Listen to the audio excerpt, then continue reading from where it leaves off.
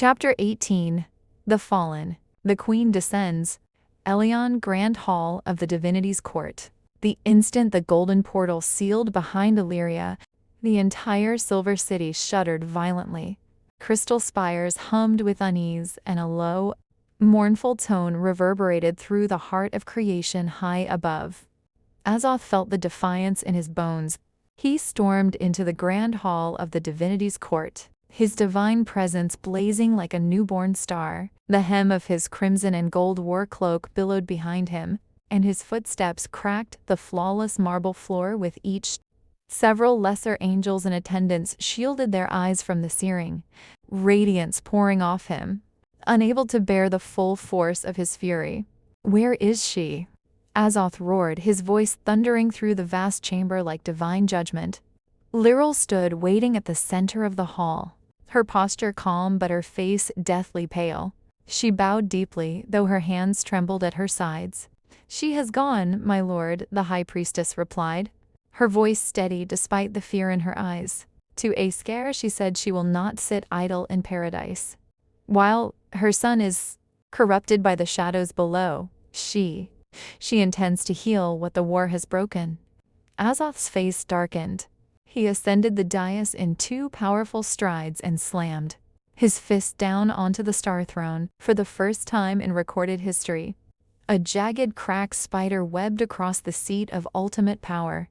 "She defies me openly now," he growled, the words dripping with bitter disbelief. "Throne and walk among filthy mortals rather than stand beside her." Commanders and high clerics who had gathered in tense silence had gone deathly quiet.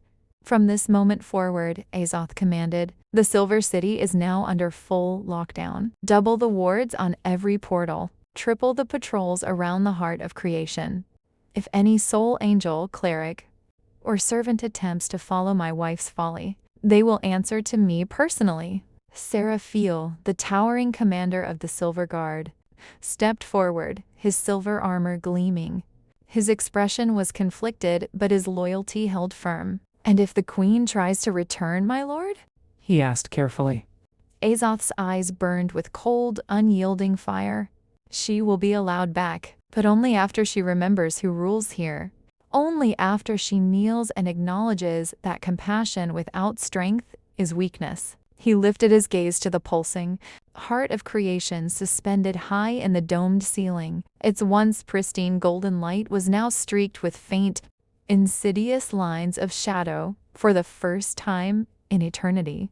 The sight made his jaw clench. "My wife has chosen to play the mother instead of the queen," Azoth said bitterly, almost to himself. "Let us see how long her precious compassion lasts when she stands knee-deep in the ashes of war. When the screams of the dying drown out her prayers." The assembled divine host remained silent, the weight of the fracture between their rulers settling heavily over the Silver City. Askare, the war-torn fields of Gallia. Illyria stepped through the golden portal and immediately staggered, the transition hitting her like a physical blow. The once pure air of Askare was thick and choking with smoke, ash, and the sharp metallic stench of spilled blood. Golden wheat fields that had once swayed like a sea of light beneath the sun were now blackened ruins, reduced to charred stubble and mud. Scattered among the rubble of a small village were the bodies of farmers and soldiers, alike some still smoldering, others frozen in their final moments of terror. The devastation struck her divine heart like a blade. Illyria fell to her knees in the soot-covered earth, her white and gold robes instantly soiled. Golden tears streamed down her luminous face as she reached out with trembling fingers to touch the scorched ground. "Oh, my children," she whispered, her voice breaking with profound sorrow. "What have they done to you? What madness has consumed the light I helped create?" A rustle came from the nearby ruins. A small group of surviving Gallian farmers and a handful of battered paladins emerged from hiding, drawn by the sudden burst of pure radiance. Their eyes widened in awe and disbelief as they recognized the radiant figure kneeling among the ashes. One by one, they dropped to their knees. An old paladin, his silver armor cracked and stained with blood, crawled forward, His voice was hoarse with exhaustion and reverence. "Lady Illyria, the Mother has come to us.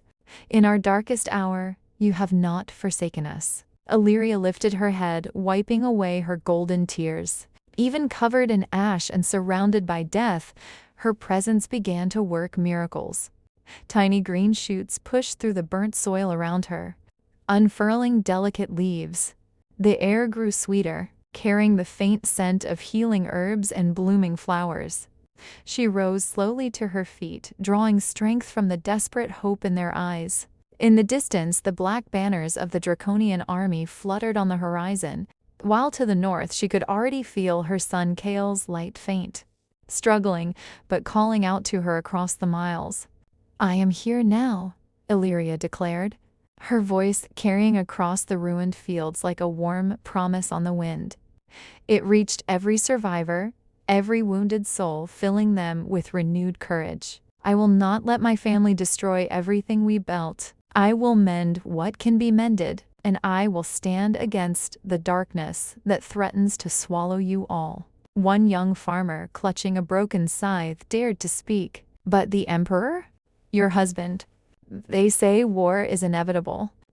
Illyria's eyes softened with compassion yet burned with quiet defiance.